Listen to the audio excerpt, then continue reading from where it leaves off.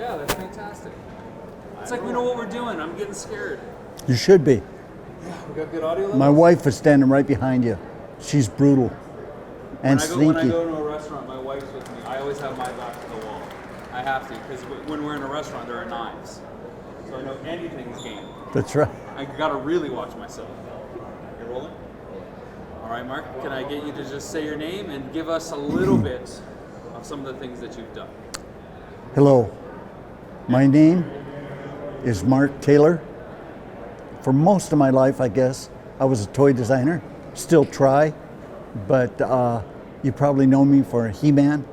And I never called it Motu. That was Mattel invented that. Sure. Can I get you just to talk to me? You don't even worry about the cameras. I did the Turtles for Playmates, went back to He-Man, and ran Hot Wheels for about 8 years. Done a bunch of other stuff too, but I don't want to bore you with that. So this whole series is about the evolution of action figures. It's not a history lesson, it's about the hows and whys and how things changed and why some of those trends maybe happened. But I want to ask the big question right off the top. Are action figures important? Yes, Why? action figures are probably so important that I think we miss them now when they're not real strong. I think they've been around since Neanderthal days. I think little boys put together heroes out of rocks and clay and played with them and it's more important than playing with them. They actually transferred their personality back and forth. It helped them get into their imaginations, which, as you know, is really good. It's a good thing when people have an imagination because great ideas come out of it. Also, lessons in how to behave come out of it. And I've always, He-Man started when I was about 8 or 9 years old. I started drawing He-Man. And I've drawn all my life, and I've done versions of He-Man. Sometimes you get more bestial, sometimes you get more knight-like, chivalrous. He would become a lot of things, but he always was there. You mentioned imagination. What other kind of skills could kids develop if they played with action figures? Wow, there's so many skills that they can transfer from digital, clay, sketches, just your interest alone. Like when I go to a museum, I'm lost. My wife has to slap me around a little bit before I can come back to earth because I love museums, I love history. And you know, things like Man-at-Arms. If you know who Man-at-Arms is, he actually came from a conquistador. You know, the guys that fought the Aztecs. And different figures came from different sources. I've always been a big fan of what you would call a pulp novel because I like the action that takes place. Because the action, not because it's violent, not at all. It's because the action is the culmination of a conflict. And you know, like between He-Man and Skeletor, the bigger and badder the villain is, then the hero also has to be bigger and badder. And Skeletor is really, I met him when I was 10 and I dreamt about him ever since. He represents death. He represents the downside. He represents meanness, cruelty, all the things you don't like. You sick He-Man on him. That's the idea. That's the idea with all action figures. Let's go back to that idea of that allows you to explore your imagination. Why is imagination important? I mean, it's a great word to throw out there and people get it, but why do we need to explore that? Why do we need to flex that imagination muscle? What does that do for us for the rest of our lives if we're 2, 3, 4 years old playing with action figures, developing that? How does imagination impact our entire life? Imagination is important to a culture. It's not just important to the individual. Very important to the individual, but it's really important to a culture because that's actually how we stride ahead. If you don't imagine being on the moon, you don't go there. If you don't imagine being on Mars, you'll never land there. So I don't know that those things will happen, but in my head, of course, they have. In your head, they probably have. So you can imagine anything. And besides that, without imagination, to me, life seems really boring. really tedious and boring, because imagination takes you away from all the dumb stuff that's day to day that you'll forget about in a year. Imagination is what we really live for. People who don't have imaginations, when you meet them, you know it right away, and I feel sorry for them. That's great. Going to switch gears a bit and get into more of the hard specific stuff about action figures. When people think of the figures, a lot of times they think of the action feature, whether it's the Kung Fu grip or the karate chop action or the battle damage tumbler. How integral are these action features to the figures? Do the features matter? Is it about trying to sell a gimmick? Does it help play value? Or is it just a waste of time? If you were sitting here with a marketing guy, he'd tell you the features are very important. You're sitting with a designer. That means everything has to work together in concert. That's really what my job was. At my best was bringing the, you might say, the function to the form. But I had to be good at both, and I was. That's one of the things I could do really well.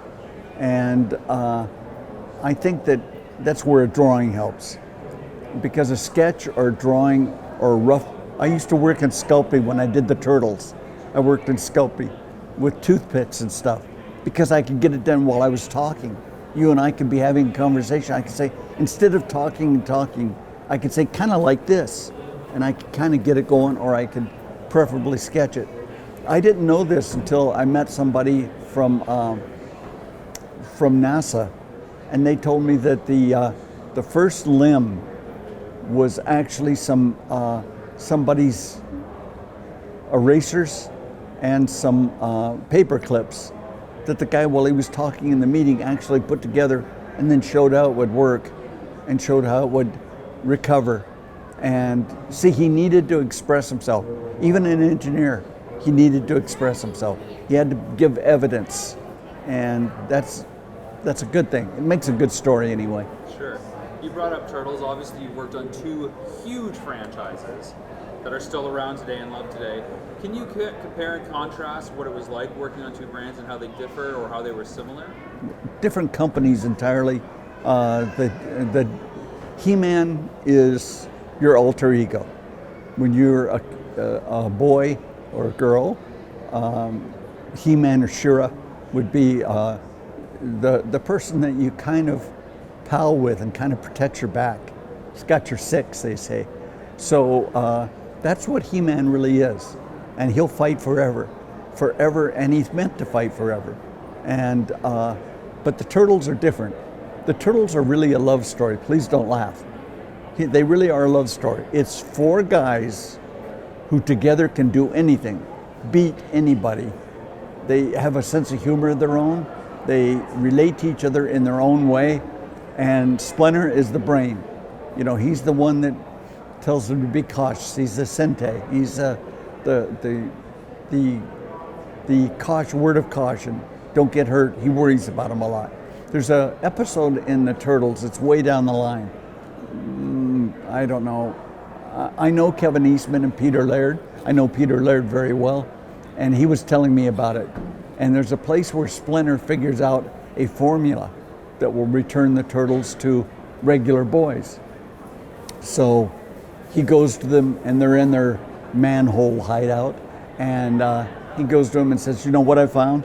I found a way that you can be regular boys. I can convince you to do that, then you'll go to high school, everything just like regular boys. Well, they refuse him. They say, we want to stay Turtles.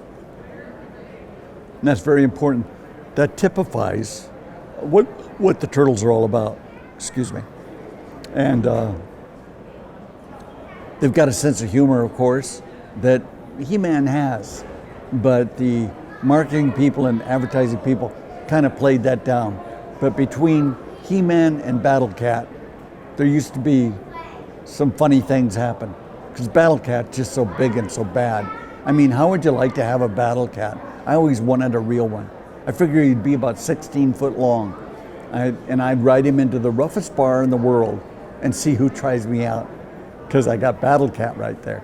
And it's every boy's dream to, that's why we ride motorcycles maybe. Sure. When you were working on both lines, I'm sure you guys did research studies where you would introduce the figures to kids. How were they playing with them? Those are called child tests. Now there's two ways of talking about a toy. You can talk about the play pattern, which is the way the kid actually plays with it. And that's really interesting. Then there's a perceived play pattern. That's what you advertise. That's the way you get people to buy it. So, for instance, on He-Man, it's so powerful, you really didn't need a perceived play pattern. They could look right at the package and they could see how you're going to play with him. And they did play with him that way. He-Man, Skeletor. Pieces all over the place. When we did the child test on it, we brought in a bunch of little sweaty kids right off the playground from about 5 years old to about 8 years old. And they were there really for another test. Just my luck was that the person that ran the child test group was a friend. And she said, you know, we've got a bunch of kids coming in and they don't have the product ready, meaning prelim. So she said, would you like to show your stuff? Some of it, the paint was still wet on. None of it was finished. A lot of it was prototypes that our great sculptor, Tony Guerrero, had done for me. One of the best sculptors I've ever worked with. And he, so we took them in there. Some of them, the paint was still wet on. We took them in there and we showed them against their competition. In other words, Star Wars was in there, various things from their competition. And it had this black covering and kind of to hide it until she was ready. And marketing people are pretty controlling. And she goes, and they see the other stuff and they're kind of winding up. And I didn't know anything at this time. I didn't even know if He-Man was going to work, what was going to be there. She takes his black covering off. And the kids just went crazy. And they're playing with them, and they're breaking the prototypes, worth thousands of dollars, of course. They're breaking the prototypes. And then she says, you know, please be careful. These are works of art. They're not really toys. And she walks out of the room to talk to us behind the mirrors in the other room.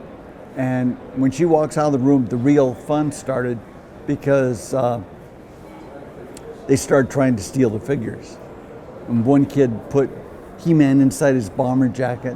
One kid picked up she was Tila at the time, picked up Tila, kind of noticed the paint was tacky on her. Another kid tried to steal Skeletor. He wrapped him in his backpack.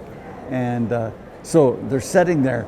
Now she's watched him do this, and they're sitting there, and she goes in and makes them cough up the product, gives them a Hot Wheels product instead, which they, who cares? And she brings in another group. In the meantime, Angie D'Amico, the lady that had arranged the test, she comes back, and there were some marketing guys in there, and there was me, and I was the first design person to ever sit in one of these presentations. And she says, gentlemen, I think you've got a hit. And with that, I could hardly wait to get back to Tony Guerrero, the sculptor, and a model maker, my friend Ted Mayer, who was working on the vehicles. And I could hardly wait to get back and tell him, you know what? It's looking good. We had a long way to go, a lot of stuff to do. Do you remember the child test with the turtle figures? What those were like? Oh yeah, Carl Aronian was the marketing guy, and we showed the turtles, and right away they identified them because they knew the underground comic that Peter Laird and Kevin Eastman had worked on. So they right away said, look, they've got toys that look just like the figures. And everybody, all the kids always got figures, got the turtles right away. It was the trade. In other words, the buyers, the people that represent the big toy companies, they'd come in, they'd go, I don't get it. It's a Teenage Mutant Ninja Turtles. Who cares? It's completely out of date. It doesn't make any sense at all. And that's why I was saying before, I was persistent. You couldn't, one thing about me, it's my heritage. Once I decide I'm going to do something, I either do it or the person can knock me out. But one of two things is going to happen. If I'm conscious, I'm going to do it. Sure. When you're talking about the He-Man child playtest, you said there was competitors like Star Wars, and that immediately gets me thinking about scale of action figures. Talk about the significance and importance of scale, because it's changed a lot over time, right? We've had the 12-inch G.I. Joes, 3 3/4 Star Wars, bigger squatter He-Man. What is that sweet spot and why? Well, for Tony and I got this idea that we would go get some clay and just have little kids bunch it up in their hand. And we did. But you have to also remember the manufacturing processes, that it gets so little, it limits you in your design. For example, how would you do the real fine features on a face if it was like 3 1/4 inch high? So we were just at the bottom of the scale as far as Mattel was concerned, because Mattel did Barbie. So if you look at He-Man's head, it came out slightly oversized, which I'm not real happy with, never have been. Because you measure a figure when you stand it up, it should be, if it's a heroic figure, 8.5 or 9 heads high. So if you make the head real big, the whole figure is going to be big. So there is no perfect scale. Now, if it's an accessory-driven line, in other words, like G.I. Joe, the small figure, where you put him in stuff, then you want, the figure's not the most important thing, so you can do him pretty small. But when you've got a figure-driven line, which He-Man really was, and the fact that you know that from the beginning when you start designing it, gives you a lot of power and a lot of control. Sure, yeah. The other thing I love about the two lines is packaging. Is packaging just a barrier to getting the figure? Is it more? Does No. it serve a greater purpose? Packaging represents it on the shelf at the maximum competition. They've got most retailers do not separate by brand that well. So they look at the package, and to me, the best package is one that shows the product really well, because I'm a product guy. Also, if you can, let the child get his hands on it. Maybe he can make it work. That's called a functional presentation. And when you do that, then it's just like buying a car. Do you want to buy a car without driving it first? Do you really want to just look at it? No. So the more evidence you have, the more you're a fan. Now, I'm saying fan loosely, because like all the people that are at this meeting tonight are He-Man fans. They believe in him now, and they won't change no matter what you do, for whatever reason, but they're at an age where they're not going to change. But when you can imagine, I would see them as little kids. It seems like they change from minute to minute. It seems like their interests are very short. They will look at something, but what's great is when they're in love. When you see them and they see a product, they just imagine how they're going to play with it with their buddies and stuff, or talk to it when they're alone. Whatever the situation is, boy, it makes you feel good. It's a rush. How important is it to have the essence or the vibe or the emotion of the world within the packaging? Is that critical, or is that just icing on the cake? I think of the stuff that like Rudy did for us, right? Yeah. That Frazetta-esque quality, and it really sets the tone for how you should approach the figures. But maybe that's me reading into it, and it isn't necessary. No, it's very necessary. I was a big fan of Frank Frazetta. I loved the way he got the action into the pocketbooks and stuff that he would illustrate. And I asked all the illustrators I knew, which is a lot, and I asked all of them, can you paint like this? Most of them said no. Rudy Obrero said, I'll try. And he brought it off. But he does his paintings in oil. So that means when he brings them in to the company to be photographed for the package, that means they have to handle them very gently. And they didn't like that. but the best packaging was the early packaging of the soft, moody kind of look that Rudy would do. Rudy's still a friend of mine, I'm proud to say, and it was always a pleasure to work with him. Why is that stuff the best? I think it catches the subtext of He-Man. I think it catches the fact that there's no magic.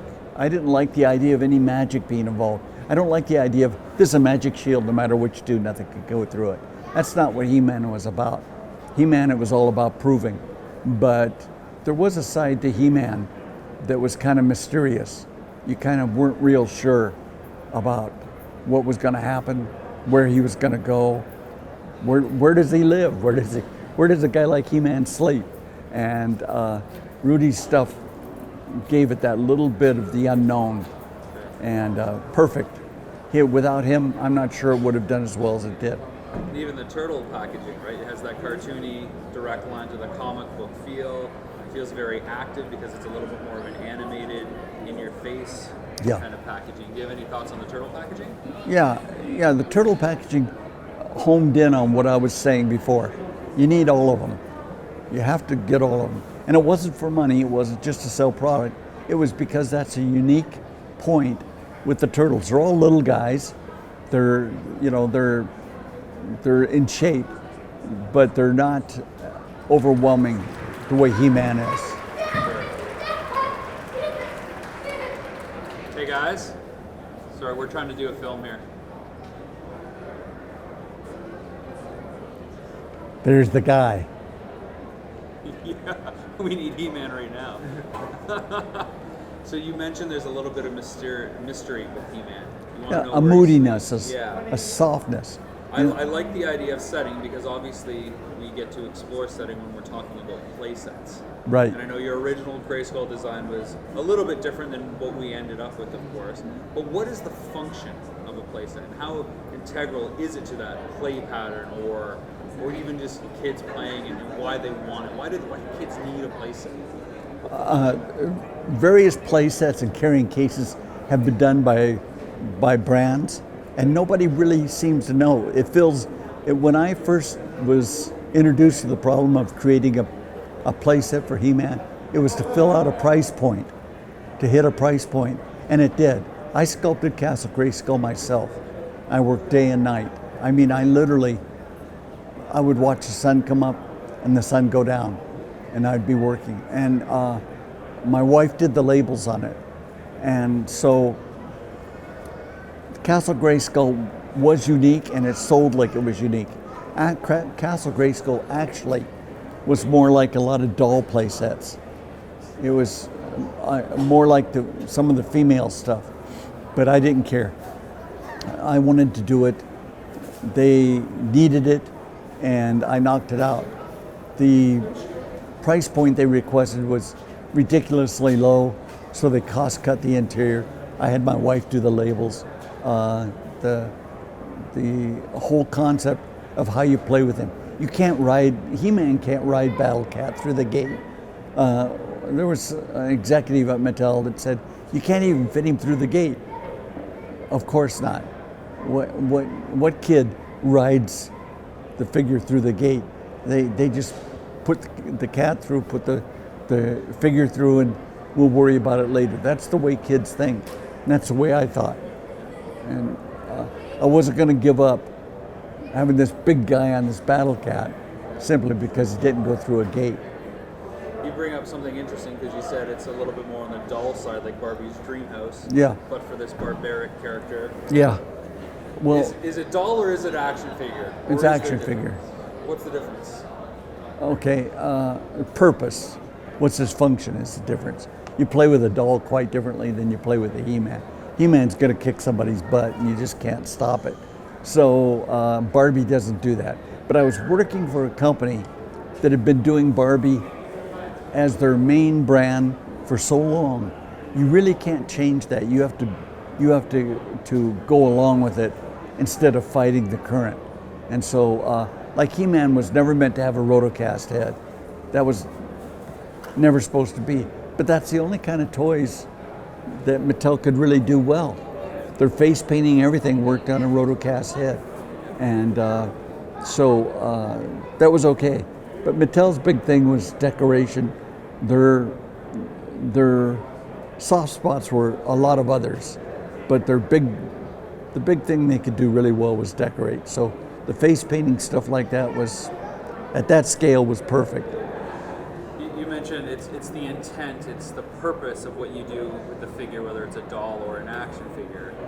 And the one that people have always been really torn on, at least at a place like this, is She-Ra, because she has the rooted hair, so you think doll immediately, and she even comes with a comb. But of course, she's a female action figure. Well, what happened was when we did that child test that I alluded to before, a lot of the little boys really liked Teela. Teela was the beginning of She-Ra, and they liked her. And they tried to steal her too, but her paint was still tacky, and so it kind of bothered them a little bit. But she always tested very high, very popular with the boys, but the mothers hated her. Because let's face it, she looks like a real woman. She doesn't look like some little girl dressed in battle gear.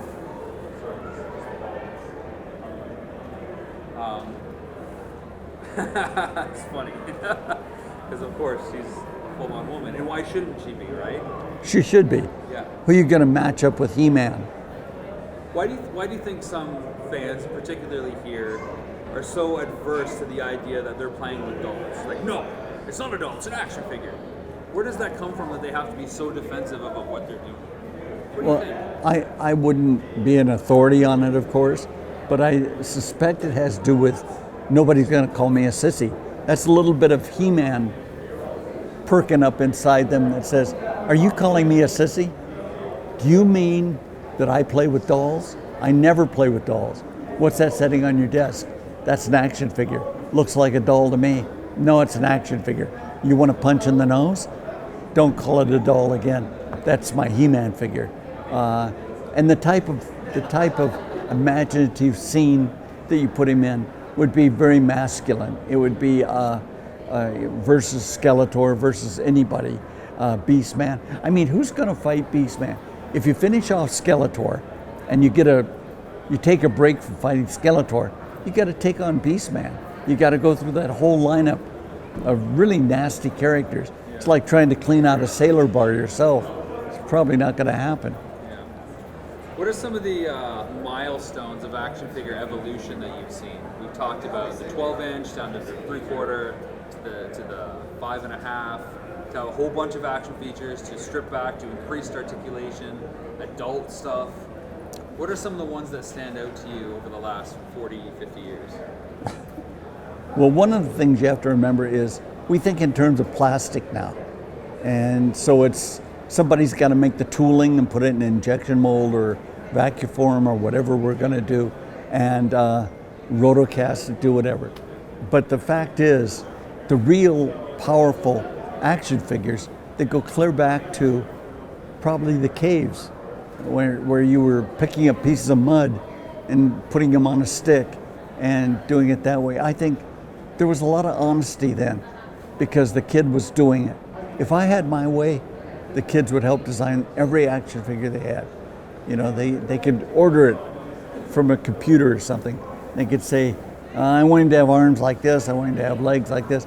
It'd be good for them on two things, because you may want something, but you have to think ahead. Like, are you really going to get arms like that? And but that's reality.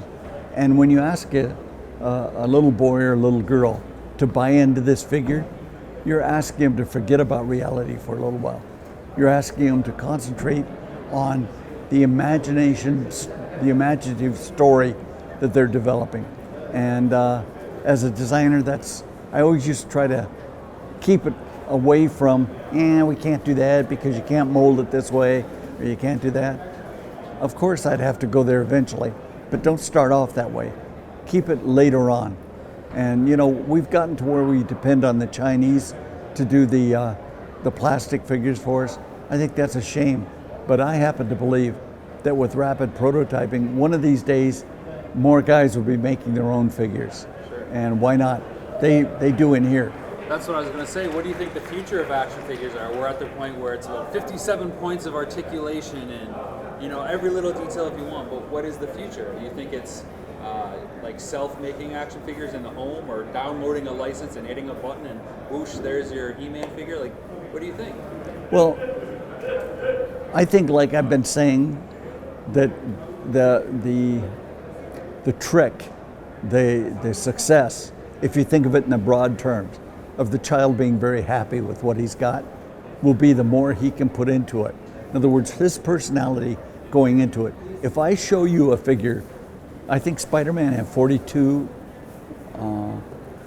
42 articulated joints.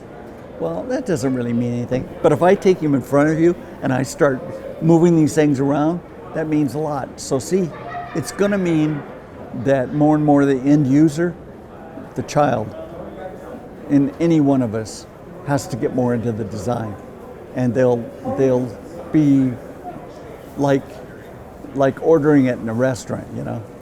You mentioned end user, and then you said child, and then you said any one of us. So who is the end user for action figures? Okay, I used to always say this when people would make fun of me because I've been doing toys most of my life, but I used to always say it's the child in every one of us. And that's who's here tonight. These people coming through here, I see them, I see the big smile on their face. You think I come here for just the adulation? No, I come here because these are the kind of people I like. They're people who, they're not concerned what anybody thinks.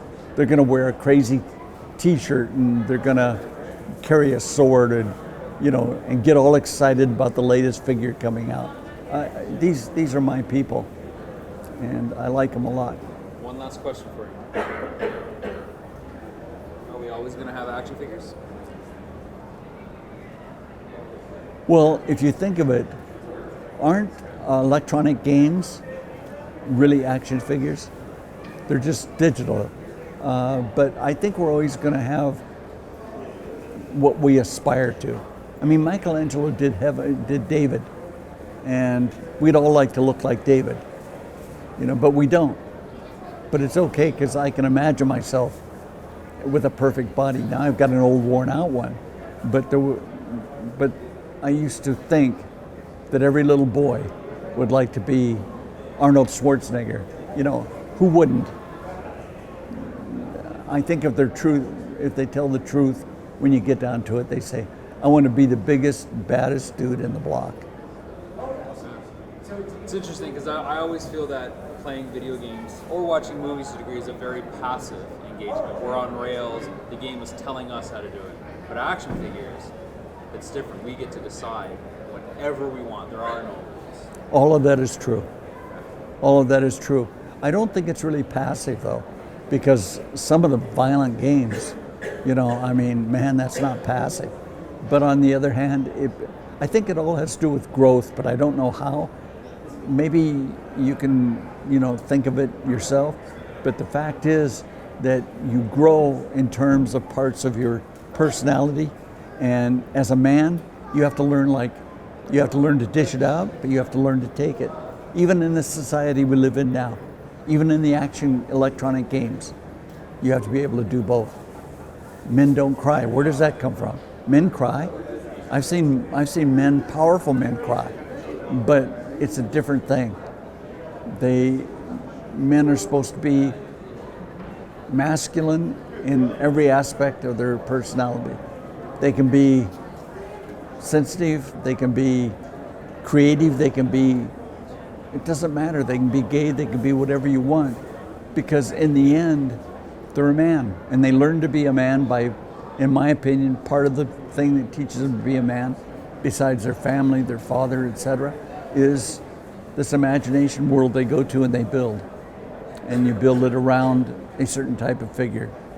And I did Flash Gordon. It was funny, when I was at Mattel, one of the things they had me package to get ready to, I didn't know it at the time, but to do hopefully a male action figure that was big. I don't think they ever dreamed of He-Man. They acted like they hadn't.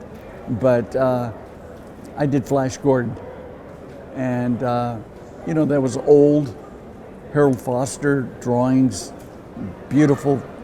Man could draw, but they looked like they could be knocked out pretty easy, no matter who they were. He-Man could take a punch. He's built to take a punch. They don't talk about that much. They talk about him punching, but the fact is, he's built to take damage. He's built to be strong, like a man's supposed to be. That's it. Thank you.